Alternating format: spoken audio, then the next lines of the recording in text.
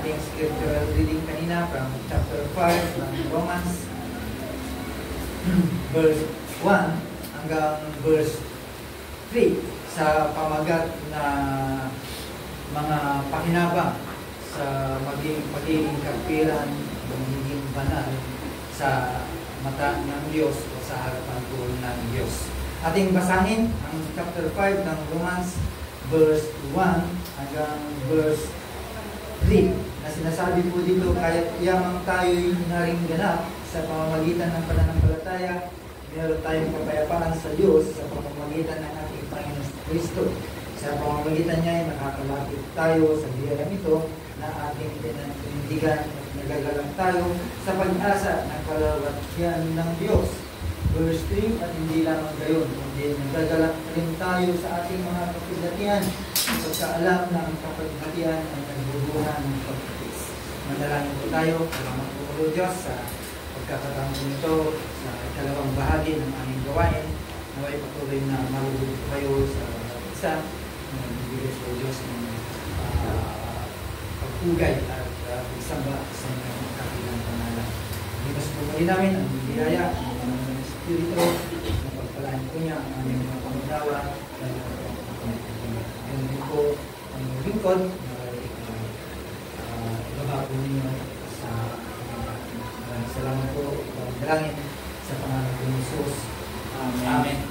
Isa sa mga bagay na dapat tandaan kung ikaw ay sasakay sa aeroplano o sa barko ay kasama po dito yung benepisyo na libre ang lahat ng mga bagay. Kasi sa isang kwento, mayroong isang pasahero sa aeroplano na siya po ay nagbaon ng kakainin. So anything na dapat niyang kainin. Knowing na hindi niya alam na kasama po yun sa biniyala ng kanyang fear sa pagsakay po niya. Ganun din po sa mga Kristiyano.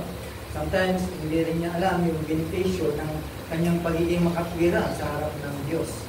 At hindi po nila alam yun, kaya sometimes ay hindi po nila na-enjoy ang bilang pagiging Kristiyano. Kaya sa hapon pong ito ay ating tignan kung ano po ang mga bagay pong ito. At alam po natin na tayo po ay ligtas. Ligtas ka ba? Pero hindi mo naintindihan ang mga benepisyo nito, kung ano ang kasama at ano ang benefits na meron ka sa iyong kaligtasan. Kaya si Paul dito sa Romans ay gusto niyang mag-grasp lahat ng mga Kristiyano ang mga pribilehiyo, ang mga profound privileges sa pamamagitan ng being justified o being makatwiran sa pamamagitan ng pananampalataya.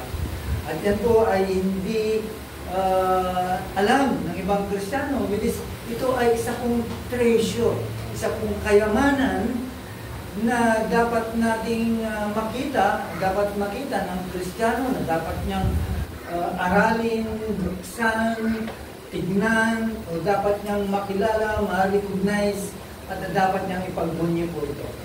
Right?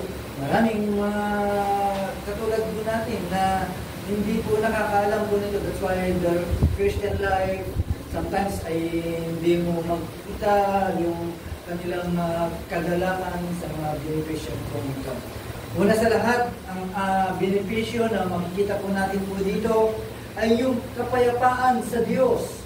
Meron tayong kapayapaan sa Diyos. Right? Ay isa pong katanungan sa mga Kristiyano na kung saan ay na-ignore po ito, na kung saan ay makikita mo sa kanilang mga buhay almost ay wala pong kapayapaan. But dito sa ating text po natin ay pinagpipilitan ni Paul na dapat mong malaman bilang Kristiyano ay meron kang kapayapaan dahil ikaw ay naging makatwiran sa harapan po ng Diyos. So ay itong verse na to, Paul wants to connect. And that's why ito po ay kanyang explain, kanyang pinaliwanag sa mga Sino man na makakapagbasa po nito.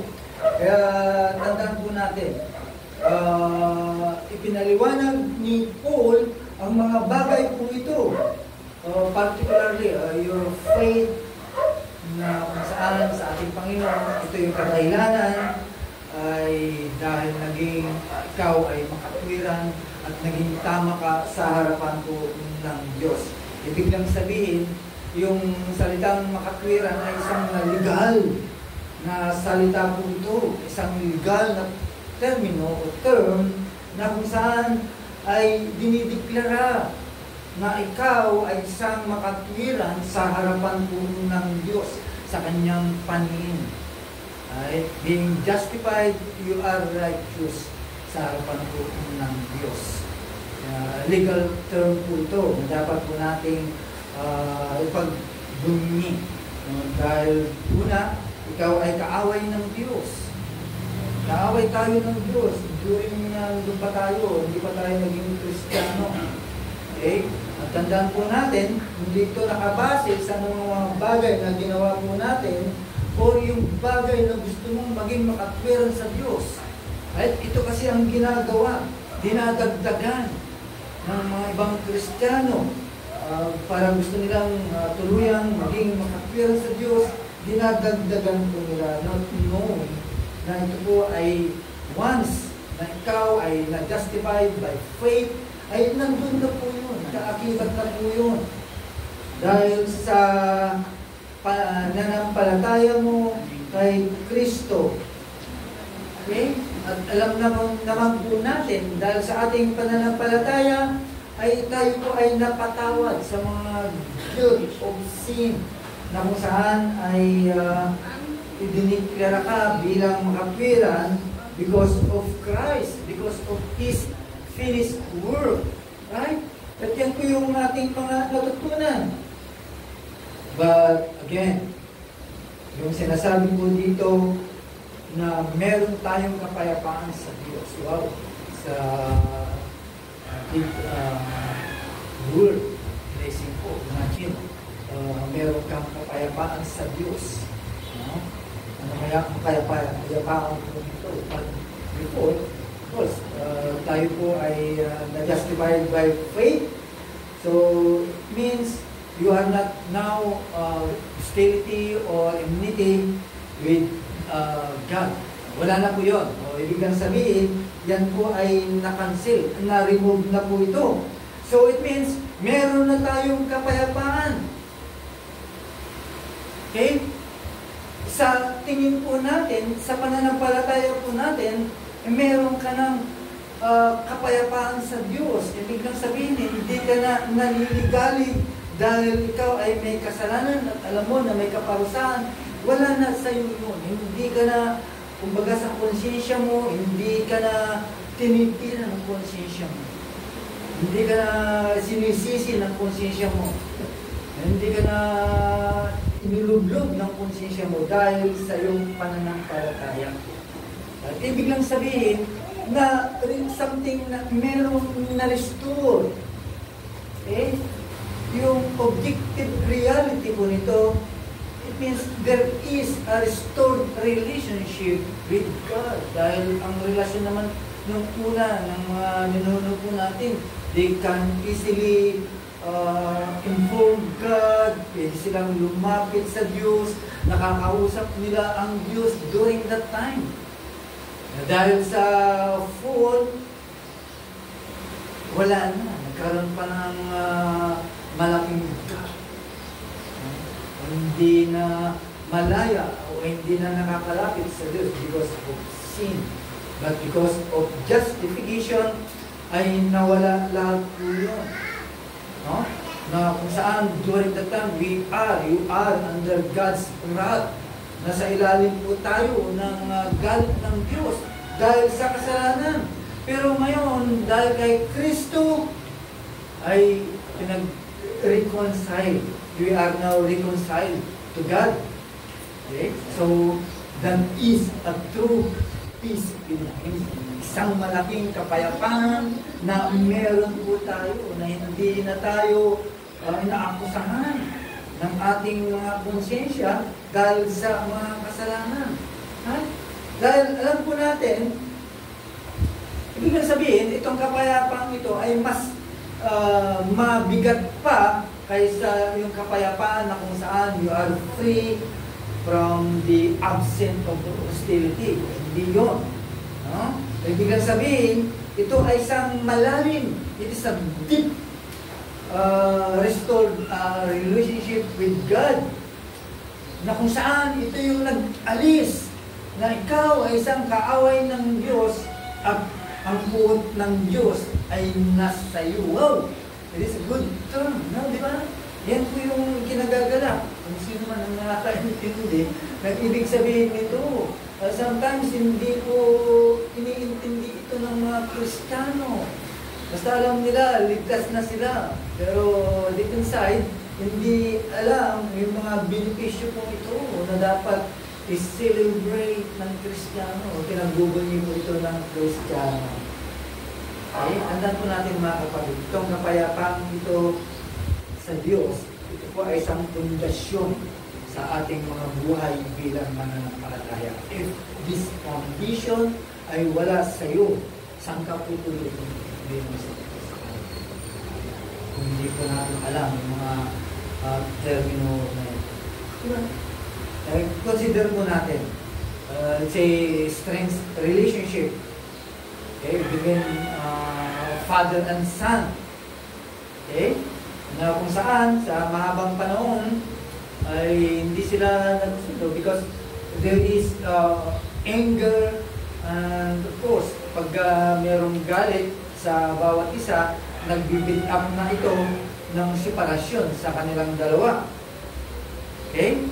Yun po yung magiging bunga po nun. But, sa atin, bilang mga Kristiyano, dahil sa gawa ng pag-ibig ng Diyos at biyaya ng Diyos, we are united.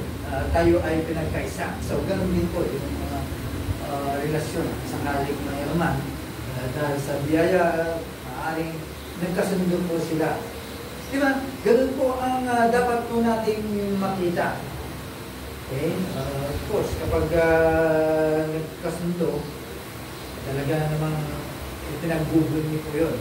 Kaya para sa atin, the longer na hindi pa tayo na-justified by faith, of course, yung enmity, yung enemy of God, of course, walang kapayapaan at walang enmity na magaganap. Okay?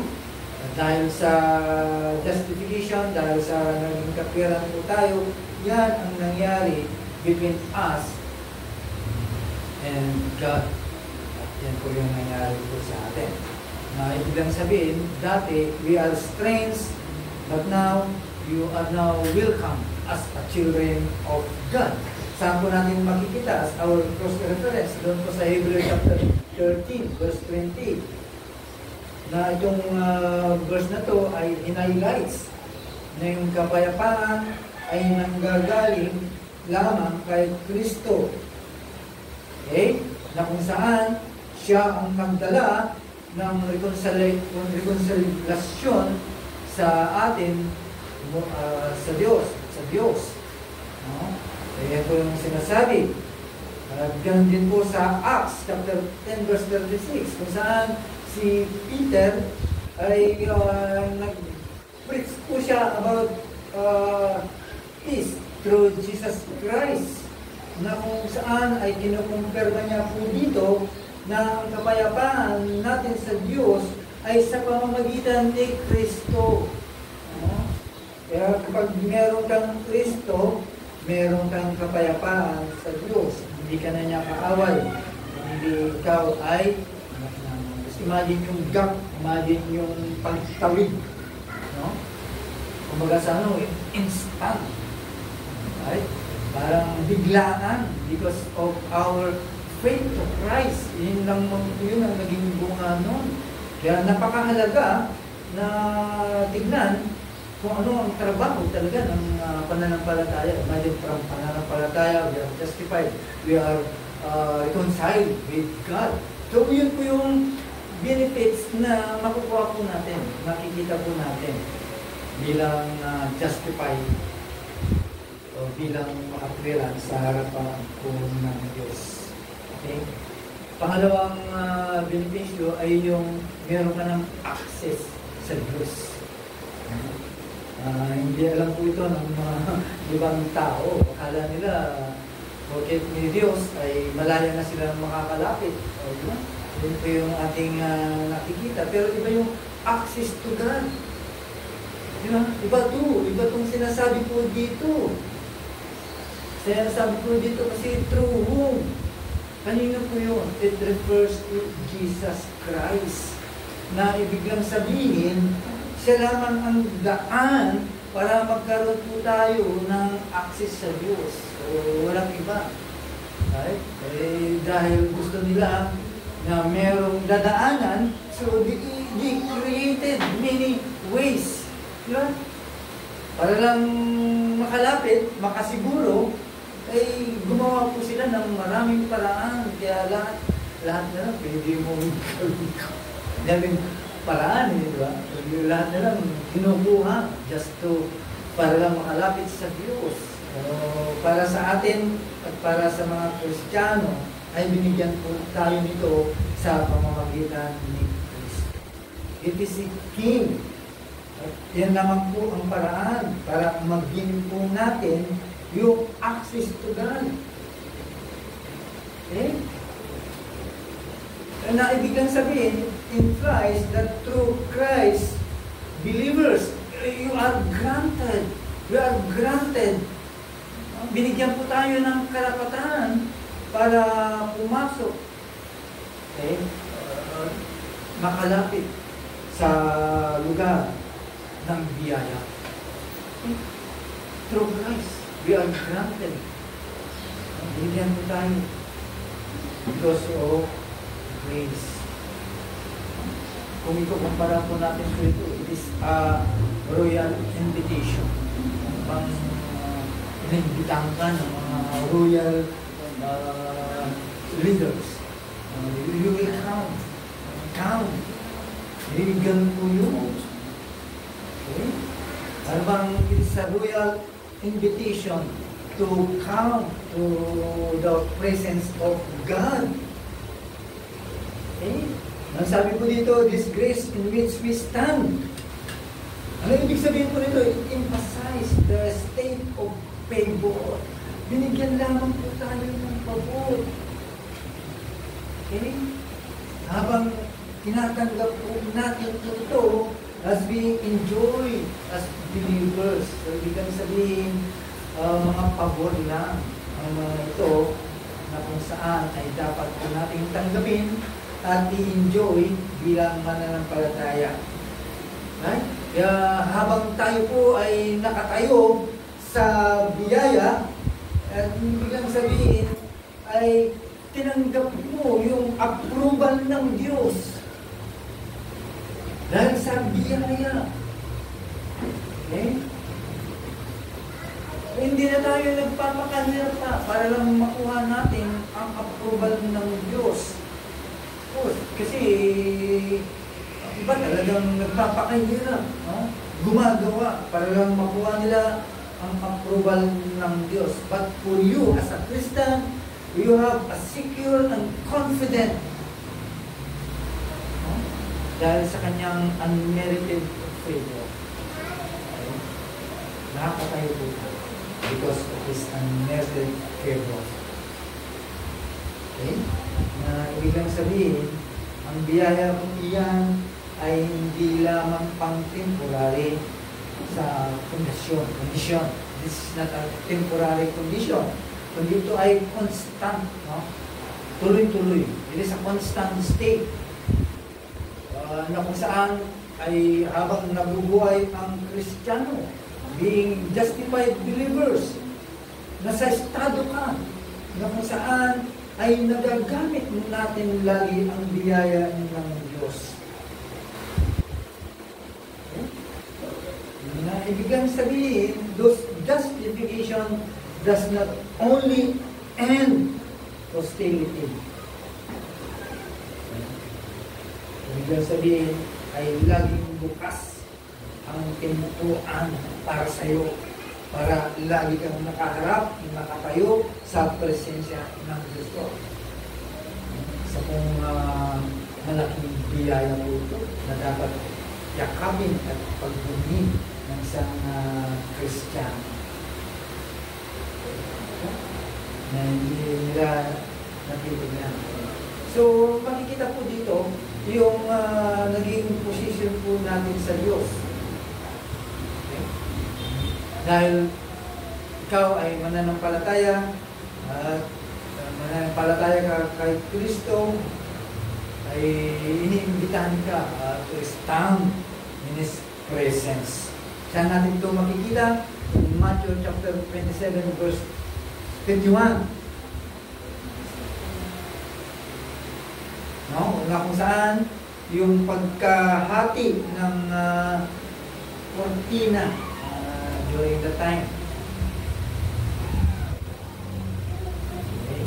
Na saan ang kamatayan ng Panginoon ay nagsisimbolize po ito ng pagkatapos ng separasyon sa Diyos between God and humanity. Right? So, yan po yun. Ating katatayuan sa harapan ng Diyos, na kung saan ay ito po ay nagpapaalala po sa atin kung ano yung sakripisyo na ibinigay ng Diyos, at yan po ay pinaniwalaan po natin. That's why we have now the confidence. Malaya na po tayo makakapasok, makakalapit sa Diyos because of Christ's blood.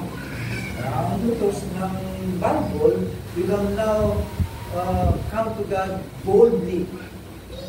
Na ibig sabihin, knowing that you are accepted. Kaya meron po tayong confidence.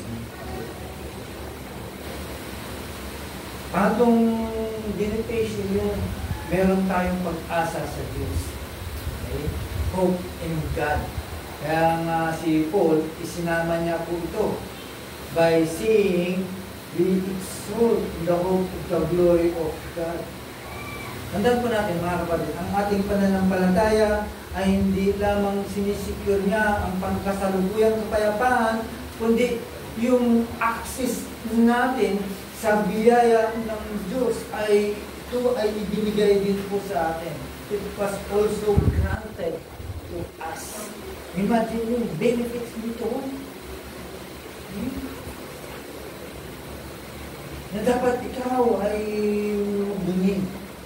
Kung binigyan ka, ibig sabihin, pwede kang mag-access sa biyaya ng Diyos para magkaroon ka ng pag-asa to endure. Kaya tayo nakakapag-endure beyond earthly struggles. Kaya ka nandito.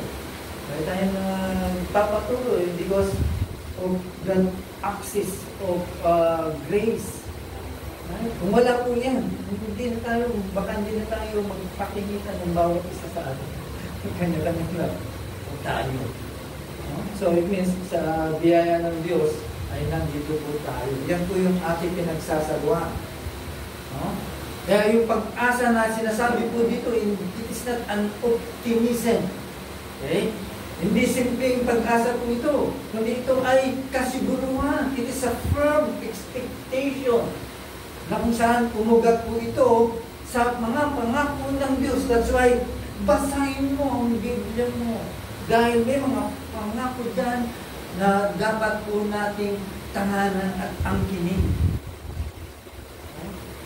Diyan nakaugat. Dahil dyan ay pangako ng Diyos. That's why Paul wants us to connect in hope to tribulation. Kahit mayroong tribulation na nagaganap sa parte ng buhay mo, na ibig sabihin, meron lang malaking pag-asa. So, enough para makontrol, mapanalunan po natin mga sitwasyon. Pag-asa, hindi na lang, pag-asa na natin. Sabi naman na, pwede natin puntahan. Pero may mga Kristiyano na walang pag-asa. Sa mga buhay. Okay? So, ano ibig sabihin po ni Paul po dito? That we have a hope for those tribulation. Na ibig sabihin, ang kahirapan po ito ay nagbubuo ng perseverance. Ano ibig sabihin po nito? Which is, nagpapalakas ito ng karakter mo bilang Kristiyano. So, kapag ganyan ang nangyari, anong magiging bunga niya? Nagkaroon ka ng perseverance. So, your character. Nagkaroon ka ng pagsisikap, endurance. Anong magiging pag-asa nito? Tayo mga Kristiyano ngayon. Bakit ka nandito? Anong pag-asa meron ka? Di ba? Bakit tayo nagpapakahirap? Bakit tayo nagsasakripisyo sa mga kapatid, sa mga tao? Bakit? Anong dahilan? Bakit meron po tayong pag-asa? Kaya dumating man, nangyari man ang mga bagay kung yun, ay ang magiging bunga niya ay meron kang pag-asa. Kaya mo yan ginagawa, meron kang pag-asa. Okay? Yan ay mahalaga. Kaya baliwala po sa atin ang mga paghihirap in this present time. Yun. Dahil sinasabi ng Biblia na hindi yan makatapat o hindi yan makapantay sa hinihintay po natin na glory which is to be revealed. No? Na ilalabas. Ayan po yung sinasabi po ng Romans chapter 8 verse 18. Kaya walang kapantay po yan. Okay? Kaya paniwala po sa atin po ngayon. Kaya sabi ng gusto natin, hindi dapat magalak ka kung mayroong suffering na nangyayari. Yung suffering kasi, hindi naman yan magtatagal. Magtagal man yan, meron kang dapat matutunan. Okay? Kaya pag-alis niyan, anong nangyayari? Okay? Kaya tandaan po natin mga kapatid, paano natin ito i-apply sa ating mga buhay? So, dapat maggalak ang mga Kristiyano. Rejoice. Maggalak ka sa kapayapaan sa Diyos. Pero dapat po nating tandaan, mga kapatid, ang kapayapaan nangyari sa Diyos, ito po ay biyaya ng kanyang grace. It is a regalo ng kanyang biyaya. Tanong, kung ikaw ay wala ng kapahingahan, restless Christian, wala kang kapahingahan, okay? Alalahanan mo ang sarili mo. Wala kang kapahingahan sa mga bagay at tulad ng binaka. Just to remember, in Christ, you are no longer condemned. Okay? Sakali man usbong ang pagdududa o guilt, nakagawa ng mga bagay at nagkaroon ka ng guilt sa iyong buhay. Again, balikan mo ang romance. Kaya from time to time, ito yung nag-aaralan natin. Hindi pa napansin, laging kasama po ang Romans 8:9. Balikan natin ang Romans chapter 8 verse 1. Ano sabi po ng 1? Ang chapter 8, there is now no condemnation for those who are in Christ. Okay? Tayuan po natin na merong kumpiyansa sa biyaya ng Diyos na meron tayong access to God. Okay? Hindi dahil sa ginawa mo, kundi sa ginawa ni Kristo. Kaya pag dumating yung pagkakataon na pakiramdam mo ay you are unworthy, ang naranasan mo at naisip mo po yun, lumapit ka sa Diyos. Approach God confidently. Lumapit ka. Okay? Of course, lalapit ka with arrogance.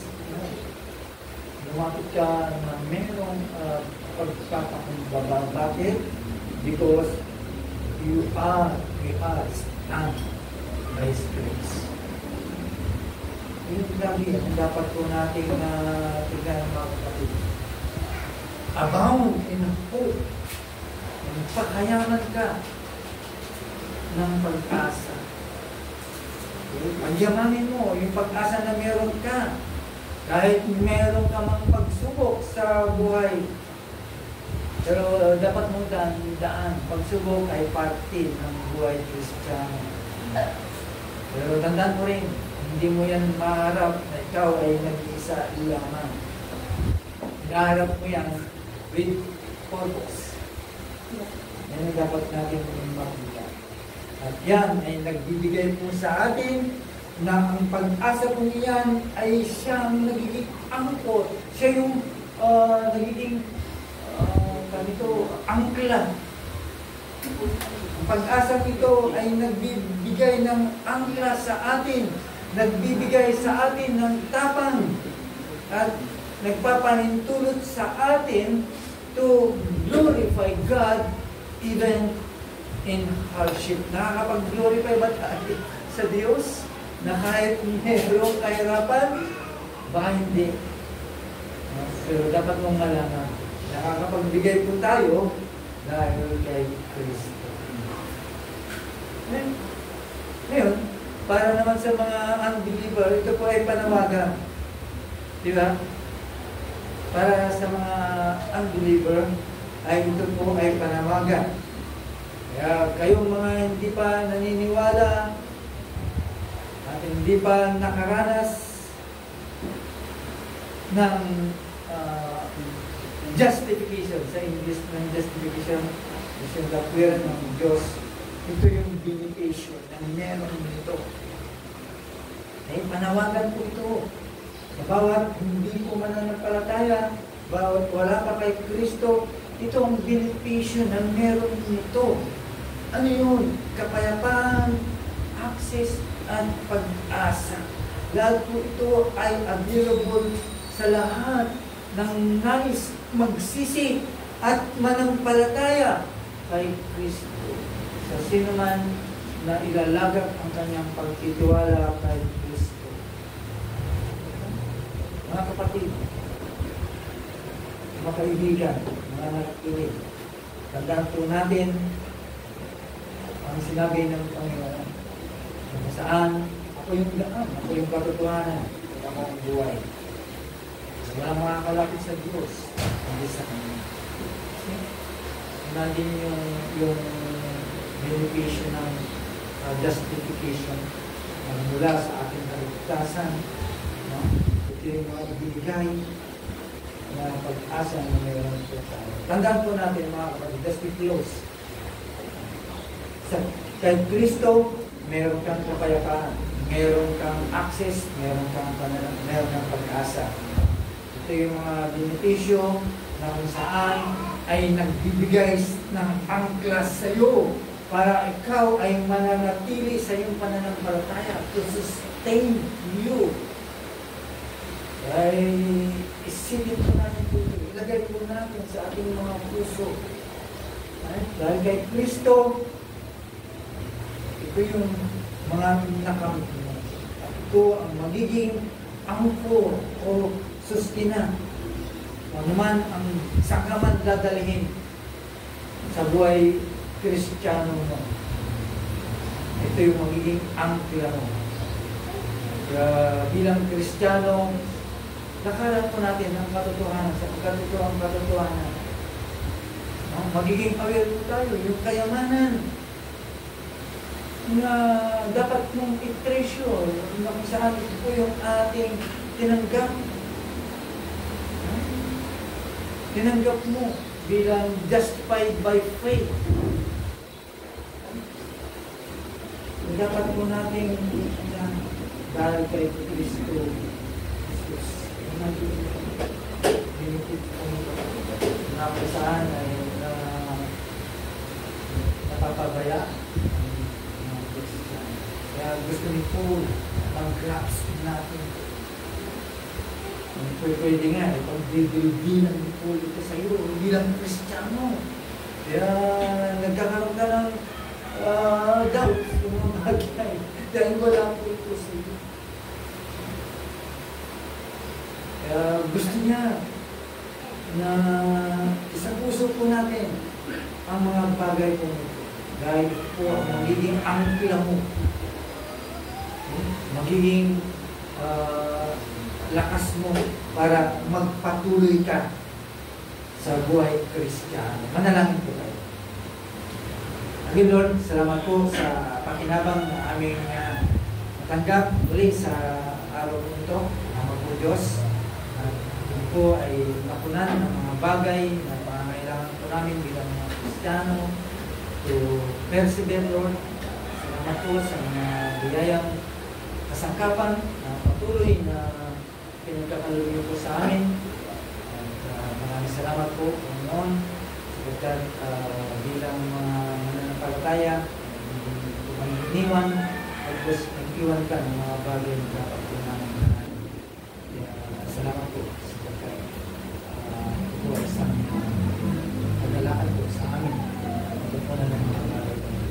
Sana, Lord, ay hindi lamang po ito na pakinggan, po ay tatagos sa kanilang tainga, kundi po ay aming itiwan, isa sa puso po namin po ito. Ititreasure namin po ito sapagkat isa po itong kayaman na meron sa mga justified by faith. Lord, maraming salamat po. Patuloy na pinagawin niyo kami ng kaalaman patungkol po sa iyong salita. Mga pangako nito may dapat po namin yakapin at mga prinsipyo nito may dapat po namin ipamahal. Salamat po Diyos, pangdalangin sa Panginoon Jesus.